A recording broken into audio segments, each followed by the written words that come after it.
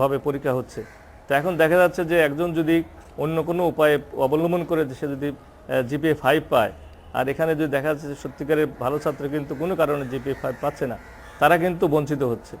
এবং আমরা পরীক্ষায়ও এখানে লক্ষ্য করলাম যে যারা বিভিন্ন ফ্যাকাল্টিতে ফার্স্ট হচ্ছে তারা কেউই কিন্তু সবাই দুটো জিপিএ 5 নাই। তার মানে কি যে তাদের মেধা আছে, কিন্তু কোনো কারণে তারা হয়তো এটা এই জিপিএ 5টা তারা মিস করেছে। তা এবং আমাদের যে আবেদনকারীর সংখ্যা, আমার কোনো না কোনোভাবে তো স্ক্রিনিংয়ে যেতেই হবে।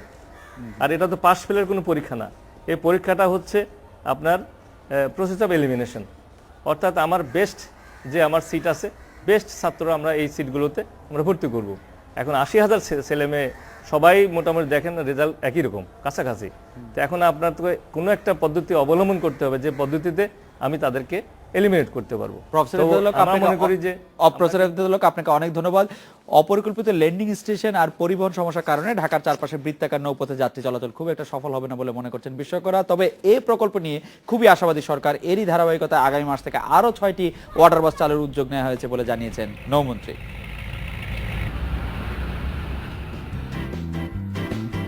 নিউ ইয়র্ক, সিডনি সহ বিশ্বের বিভিন্ন শহরে চালু আছে সার্কুলার নৌপথ। নদী রক্ষার পাশাপাশি যাত্রী চলাচল সহজ হওয়ায় সার্ভিসটি বেশ জনপ্রিয়। এই অভিজ্ঞতা থেকেই ঢাকার চারপাশে বৃত্তাকার নৌপথ সার্ভিস চালুর উদ্যোগ নেওয়া হয়। স্যাটেলাইটের ম্যাপে ঢাকার চারপাশের নদীগুলোর অস্তিত্ব মিললেও বাস্তবে এই নদীগুলোর কাছাকাছি এসে দেখা যায় ভিন্ন রূপ। দখলের দূষণে তা ক্রমই সংকীর্ণ হয়ে আসছে। এই প্রকল্প বাস্তবায়নের ক্ষেত্রে তুরাগ ও বালু নদী দখলকে মূল বাধা হিসেবে দেখা হচ্ছে। পাশাপাশি অপরিকল্পিত ল্যান্ডিং স্টেশন আর 12টি নিচু ব্রিজ এই রুটকে অকার্যকর করে রেখেছে বলে মনে করছেন বিশেষজ্ঞরা। এটা সেনাবাহিনীকে দিয়ে দেওয়া উচিত। আপনি পুলিশ সহ একটা আপনি প্রাইভেট কোম্পানি আছে এখন, তাদের লাগাই দেন, তারা নৌ রুট চালু করে দেবে, দখলমুক্ত করবে নদী। সরকারকে হেল্প করতে হবে। 2005 সালে প্রকল্প বাস্তবায়নের কাজ শুরু হয়। নদী খনন সহ উন্নয়ন কাজে 9 বছরে খরচ দেখানো হয়েছে প্রায় 100 কোটি টাকা। কিন্তু দখলের কারণে এখনো ঘোরা পথে চলাচল করছে পণ্যবাহী যান।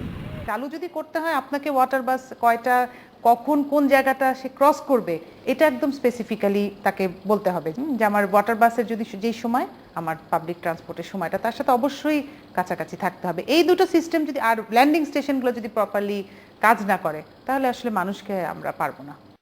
এদিকে আশুলিয়া, আমিনবাজার, সদরঘাট, ফতুল্লা, কাঁচপুর হয়ে টঙ্গী ব্রিজ পর্যন্ত সার্কুলার নৌপথে যাত্রী বহনকারী পরিবহন চালুর উদ্যোগ নেওয়া হয়েছে।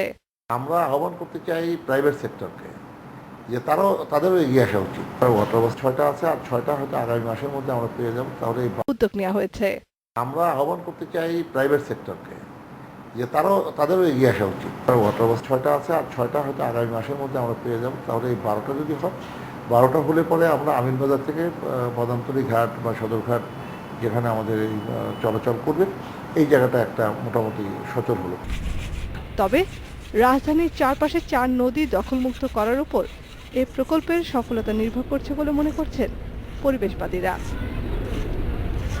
Nafiza Daula, Independent News, Dhaka. এই নিয়ে কথা বলতে এবার আমাদের সঙ্গে যোগ দিচ্ছেন বিডব্লিউটি এর চেয়ারম্যান শামসুদ্দোহা খন্দকার। বিস্তারিত জানবো তার কাছে। জনাব শামসুদ্দোহা খন্দকার, বিগত 1 বছরে ঢাকার চারপাশে বৃত্তাকার নৌপথে রাষ্ট্রীয় উদ্যোগে একাধিকবার ওয়াটার বাস চালু হয়েছে। কোনোভাবেই আমরা বলতে পারবো না যে সেগুলি খুব জনপ্রিয় হয়েছে। এখন আরো 6টি ওয়াটার বাস চালুর উদ্যোগ নেওয়া হয়েছে, এর পেছনে যুক্তিগুলো আসলে কি? জনাব শামসুদ্দোহা খন্দকার। ঢাকা শহরের চারদিকে যে বুড়িগঙ্গা, শীতলক্ষা, তুরাগ, বালু, পুংলি যে নদীগুলো আছে, এই নদীগুলোতে প্রায় 119 কিলোমিটার নৌপথ রয়েছে এবং এই নৌপথগুলো আগে অনেকটা জায়গাতেই শুকিয়ে গিয়েছিল। তো আমরা এটা ড্রেজিং করেছি। ড্রেজিং করে এখন জাহাজ চলাচলের জন্য, ছোট জাহাজ চলাচলের জন্য এটি প্রস্তুত আছে।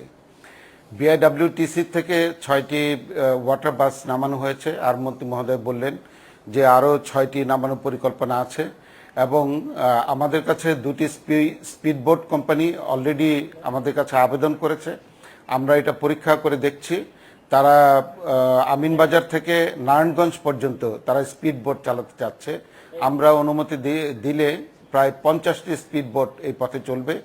এছাড়াও আরও ছোট ছোট লঞ্চগুলোকে আমরা ওদের লঞ্চের মালিকদেরকে আমরা উৎসাহিত করছি যাতে করে এই নৌপথে তারা আসেন। তবে এই নৌপথ চালু করার ক্ষেত্রে আপনি ঠিকই বলেছেন যে কিছু চ্যালেঞ্জ অবশ্যই ছিল, এখনো আছে। যেমন আপনার নদীতে প্রচুর পরিমাণে বর্জ্য ছিল, সেই বর্জ্যগুলোকে আমাদের ড্রেজিং করে উত্তোলন করতে হয়েছে এবং এখনও নদীতে প্রায় 370টি বর্জ্যমুখ দিয়ে বর্জ্য পড়ছে। এবার এ পর্যন্ত আমরা শীতলক্ষাতে প্রায় 13টি এবং তুরাগ বালু এগুলোতে প্রায় 30টির মতো বর্জ্যমুখ আমরা বন্ধ করেছি। এই কাজটি আমাদের চলমান আছে। দখলের সমস্যাও আছে, এই দখলের উচ্ছেদ অভিযানও আমাদের চলমান আছে। আমরা আশা করছি খুব তাড়াতাড়ি আমরা এই যেটুকু এরিয়া এখনো বিশেষ করে তুরাগ বালুতে দখলে আছে সেগুলোকে আমরা অবৈধ দখল মুক্ত করে পুরোটাই আমরা নৌপথের জন্য সুন্দরভাবে সাজিয়ে দিতে পারবো। বিশেষ করে যেটা বলতে চাইবো সেটা হচ্ছে জি জনস্বাস্থ্য খন্দকার, আপনি নিশ্চয়ই আপনার কথা কন্টিনিউ করবেন। আমি শুধু জানতে চাইছিলাম যে এর ক্ষেত্রে একটি বড় চ্যালেঞ্জ জনপ্রিয় না হওয়ার ক্ষেত্রে ল্যান্ডিং স্টেশনগুলির অব্যবস্থাপনার কথা বেশ কয়েকবার বলেছেন বিশেষজ্ঞরা, সেই ক্ষেত্রে আপনারা কি করছেন সেটিও যদি আমাদের একটু বলেন জনস্বাস্থ্য খন্দকার। ল্যান্ডিং স্টেশনগুলো আমরা ইদানিং তৈরি করেছি, 1 বছর 1.5 বছর এর মধ্যে আমরা চালু করেছি এবং যে নদীপথে এখন ল্যান্ডিং স্টেশনগুলো ব্যবহার করা হচ্ছে বিশেষ করে কার্গো মালামাল উঠানামার জন্য এবং সেখানে আমাদের অফিসার কর্মচারী সকলেই আছে। কিন্তু যখন নাকি যখন পুরোপুরি এই নৌপথ চালু হবে তখন এই ল্যান্ডিং স্টেশনগুলোর পুরো ব্যবহার শুরু হবে। যেমন আপনি যদি আমিনবাজার যান, আপনি সিন্নিরট্যাগ যান, আপনি কাঁচপুর যান, টঙ্গীতে যান, আপনি দেখতে পাবেন যে ল্যান্ডিং স্টেশনগুলোকে সুন্দরভাবে তৈরি করা হয়েছে, আপনার বাগান করা হয়েছে সামনে এবং ভিআইপি রুম করা হয়েছে এবং রেস্টুরেন্টের জায়গাও রাখা হয়েছে এবং সেই ল্যান্ডিং স্টেশনগুলো প্রতিদিন বিকেলবেলা হাজার হাজার মানুষ আশেপাশে এলাকা থেকে সেই ল্যান্ডিং স্টেশনে আসেন বিনোদনের জন্য এবং মালামাল উঠানামার জন্য সেই ল্যান্ডিং স্টেশনগুলো ব্যবহার হচ্ছে। তো উচ্চ আদালতে যে একটা নির্দেশনা ছিল আপনাদের প্রতি যে সিএস রেকর্ড অনুসরণ করে ঢাকার চারপাশের নদীগুলি পুনরুদ্ধার করার কথা, আপনি সহ প্রশাসনের অন্যান্য বিভাগ যারা আছে তাদের তার বদলে শুকনা মৌসুমে নদীর বর্তমান ধারাপ্রবাহ অনুযায়ী সীমানা চিহ্নিত করা হচ্ছে, দখলকারীদের ছাড় দেওয়া হচ্ছে, এরকম অভিযোগ আমরা পাচ্ছি। এই বিষয়ে আপনি কিছু বলবেন জনস্বাস্থ্য খন্দকার? হ্যাঁ, অবশ্যই বলবো। আপনি ঠিকই বলেছেন যে যে সমস্ত সীমানা পিলারগুলো বসানো হয়েছে আমরা চেক করে দেখেছি অনেক সীমানা পিলারই সঠিক জায়গাতে বসানো হয়নি এবং এই কারণে এবং অনেক জমির মালিকরা অনেকেই অবৈধভাবে নদীর জমি দখল করার জন্য সেই সীমানা পিলার রাতের অন্ধকারে তারা সরিয়ে নদীর পেটে এনে বসিয়ে দিয়েছে। এরপরে শুরু করেছে দখলের মহাযজ্ঞ। এটা বিশেষ করে দেখা যাবে তুরাগ এবং বালু নদীতে, যে কারণে আমরা এইগুলো উচ্ছেদ করেছি এবং আমরা টাস্কফোর্সে যেখানে আমাদের নৌ পরিবহন মন্ত্রী মহোদয় সভাপতি এবং বেশ কয়েকজন মন্ত্রী মহোদয় আছেন সদস্য এবং সংসদ সদস্য মহোদয়গণ আছেন, সেখানে আমরা আবেদন করেছি যে এই সীমানা পিলার সঠিক জায়গাতে বসানো হয়নি। তো ঢাকা ডিসি সাহেবকে সভাপতি করে একটি কমিটি করে দেওয়া হয়েছে।